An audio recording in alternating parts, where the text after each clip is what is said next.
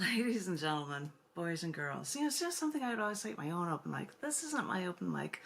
I am reading to you from book releases in honor of an open mic that can't be running right now. I am not a part of that open mic. It was called Community Poetry. It was at Half Price Books in Austin on the first Wednesday of every month. And I feel bad that I can't be a part of it and share poetry because I would go every month and read material from new books. I just read a couple of pieces from the brand new issues of CC&D and Down in the Dirt, but I was really thrilled with the idea of coming up with an audio CD of some of my books. Some of those books included a book that was out from 1996 or 7. And this is the original printing of it in this neon green. And it's called Close Cover Before Striking. And it was fashioned after the idea of like a matchbook. So when I had it reprinted so you can be able to purchase it still, I said, why not put matchbooks with it? Close cover before striking. So I have a vast majority of these pieces read. Sometimes I would read them at my open mics in Chicago, but some of them were essays and stories. And this is an opportunity for me to be able to read in a quiet space and share poetry or share short stories or share editorials with you. That will be a part of an audio CD for this audiobook. I hope you enjoy it. We will see how we go on time for this, and I'll break it up into groups because they should probably be no more than 10 to 20 minutes long each reading. So I'm going to start with some editorials for you from this book. And this first one is called Children Flying Airplanes and More Government Red Tape. I was watching the news a few months ago, and I found another story that I couldn't help but question. If you watched the news in the beginning of April, I'm sure you caught this story. The story was about a little girl, a very smart little girl, a 7-year-old girl named Jessica. She was a darling little girl. She was taught by her mother, and she was very headstrong and intelligent. She went to a farm to learn how to ride horses, and instead learned every aspect of taking care of the farm. A driven girl indeed. Then she decided that at 7 she wanted to learn how to fly. It was her own decision. She wasn't pressured by her parents. This is at least what we assume. The parents consented to giving her lessons. She could become a pilot after taking lessons and gotten 40 or so hours of in-air flight training. During her training, there would be an instructor in the cockpit with her, and he or she would have an identical set of controls so that they could take over if there was ever a problem. Well, Jessica thought that if she was going to learn how to fly at such an early age, she may as well break a world record by doing so. She may as well, that's a funny story, break a world record by doing so and travel around the country in her plane during her training. She received approval from the city council and from her family and from her instructor, and off they went. The first leg of their trip was a success. From the west coast, they landed in Cheyenne, Wyoming. It was raining and conditions got worse. They decided to take off again, but within 2 minutes of taking off, Jessica and her instructor crashed and died. Now, some of the details of the story cannot be verified. The parents say that it was her decision, that they didn't pressure her. For our argument, let's say they didn't, and this was all her own desire. In fact, the mother was on the news, and she said that she had asked Jessica what would happen if she crashed in the plane and died, and Jessica responded that her spirit would be in the plane. Wow. We can't be sure if the instructor took over the controls, or when they did so, we don't even know why they took off in such hazardous conditions. It's a very sad story, and it seems as if something should have been done so that this tragedy and loss of life was avoided. But the next day I was watching the news, and one of the things that one of the things they said was that there was now a plan to introduce into legislation a bill that would make it illegal for children to learn how to fly a plane. We got to hear activists that believed that the child must have been put under a great emotional pressure to learn how to fly. We got to hear other children, some as young as 8, that know how to fly. Those children didn't believe that there should be legislation passed, but most everyone else did. So this is my question. Do we need to enact a law every time a tragedy happens in our country? After the Oklahoma bombing, anti-terrorist bills were all the rage. We heard about a law to notify a community about a sex offender who served their sentence moving into their neighborhood. We see more laws to restrict airplane pilots. Some people argue that the law to restrict child pilots is not meant for the safety of the pilot, but for the safety of the people the child pilot could possibly injure. But laws in a capitalistic society are designed to protect us from the force of others, not from the accidents that we may run into along our day-to-day business. When we decide to be a part of this society, we agree to take on risks of interacting with public. We understand that there is a chance that we may be hit by a car when crossing the street. We understand that accidents happen. Have we finally relinquished the responsibility to governing ourselves to the whims of a select group? This country needs less laws, not more. The government was set up to provide basic protection from others, not ourselves. Let's keep it that way. Okay, this is so strange. I'm reading editorials to you people. Very old editorials, in fact. This is blowing my mind. I also worked for years before this book was published as an acquaintance rape workshop facilitator. So I might have pieces that relate to that as well, which is this next piece for you.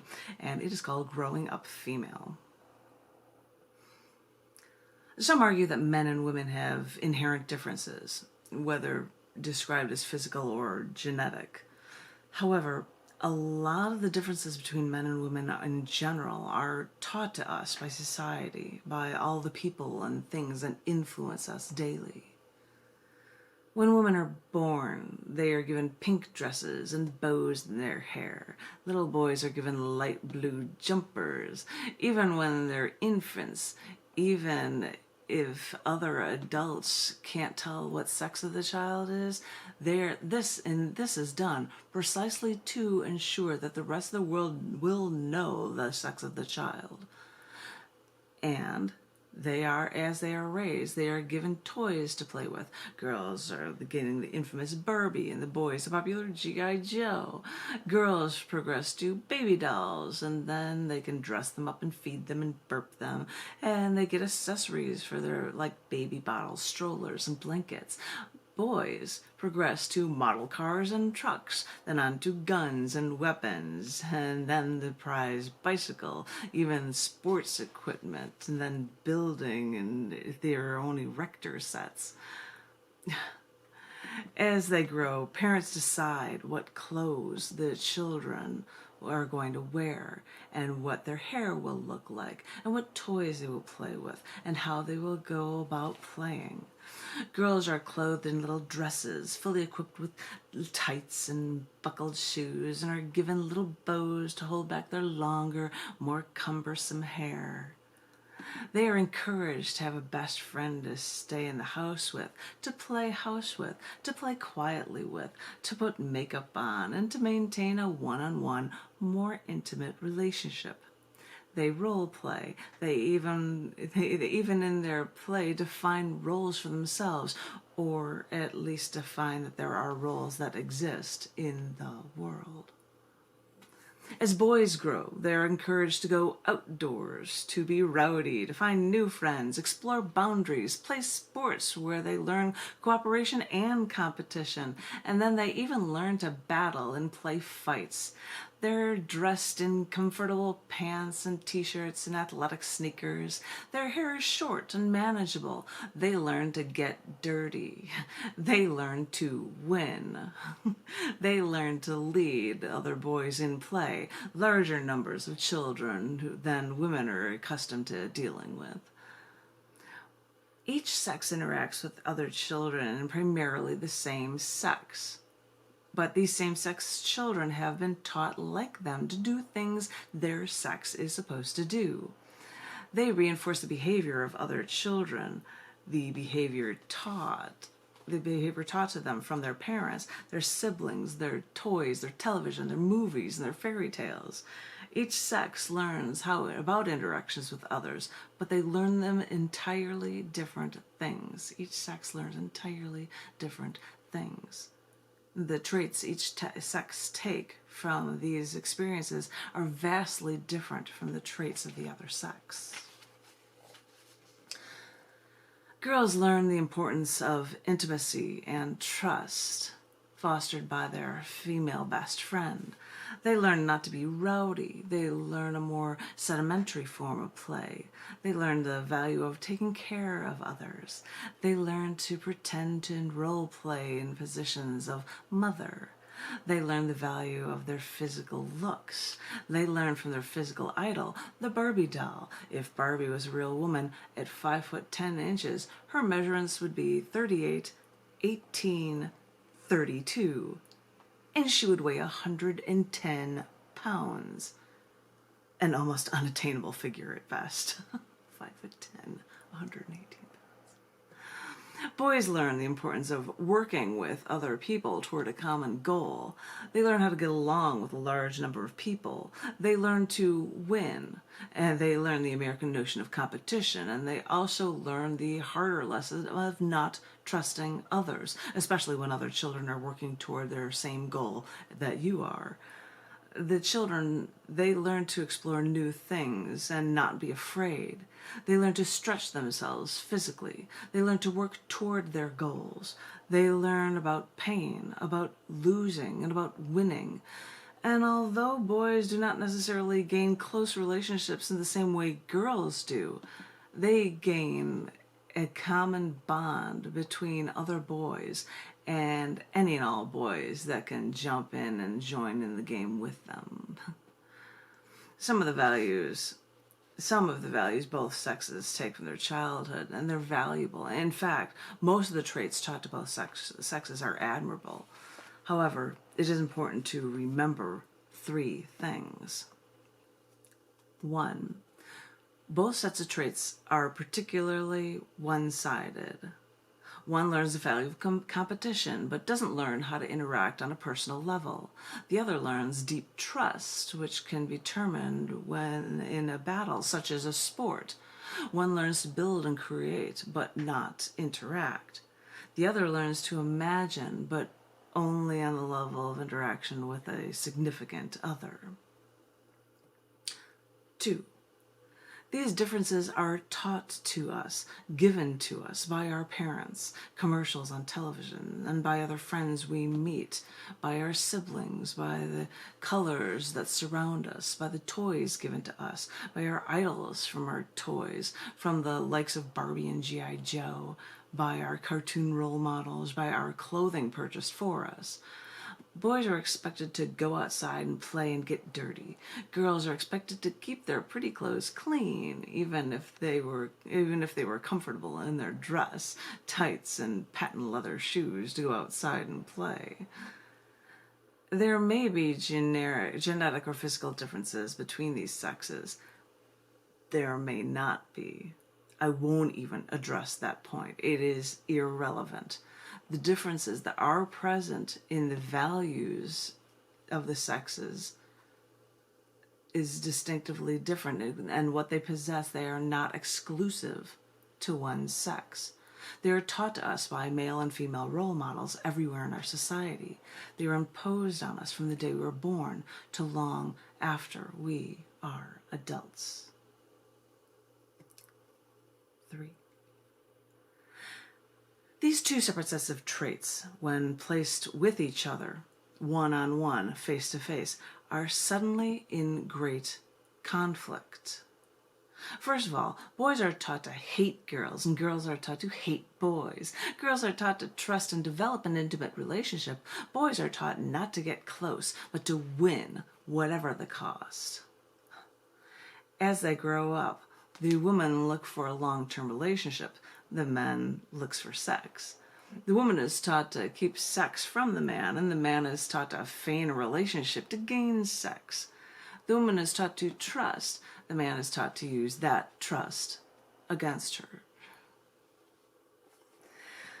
It is a power that society influences over each and every one of us. It is a power that each and every one of us as members of society play into and reinforce in each other, as well as teach our children. It is taught, shown to us by ads in magazines, by commercials, by children's toys and clothes, by the way girls associate with their mommy and boys disassociate from their mommy and run to daddy. It is evident by the way women are taught to make themselves look beautiful while men are taught to look rugged. To look rugged. And we learn these things as well as how it teaches our children and things in magazines. And this is the way that women are calming, and men can then end up being forceful. It is taught to us and perpetrated in this society by everyone in it that accepts it, women as well as men. Our mothers teach this to us as well as our fathers, but it is taught to us. And these separations of personalities are not specifically inherent genetically to one sex or another. They have been arbitrarily placed in these positions because they worked so long in keeping the sexes separated. And although women are making changes toward being more equal in the society, they are fighting not only against a workplace that may not treat her so kindly, but they're also fighting against everything they've been taught, against all the forces that have influenced them in the past. And when some women do succeed in making these changes, they are looked upon by some, male and female, as strange because they do not possess what the society considers normal traits as a woman. The problem is not with people in the society. They are doing only what is expected of them, what has always worked in the past. That is to be expected. The problem is that with society as a whole is what they accept as normal.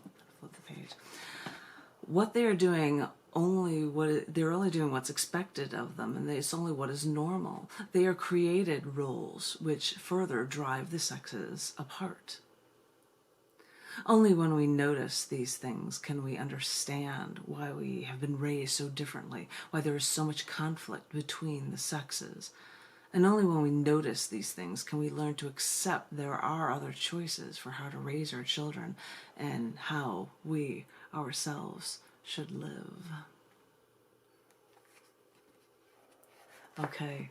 I'm going to share more editorials with you guys. I see somebody that has been saying hello to me on Facebook, and because I want to keep these things short, I will continue doing posts of these editorials from this book, Close Cover Before Striking. That was the first version of it. Then it was re-released, and I've got my finger in there, re-released because Close Cover Before Striking, matchbook seems appropriate. I will come up with another reading from this from you guys. I hope that everybody is staying safe out there, staying poetically, creatively inclined. And if anyone out there is feeling alone or lost right now, know that you are loved. And everything will be okay. And let's get through this together. And I look forward to seeing you really soon. Thank you. Thank you very much.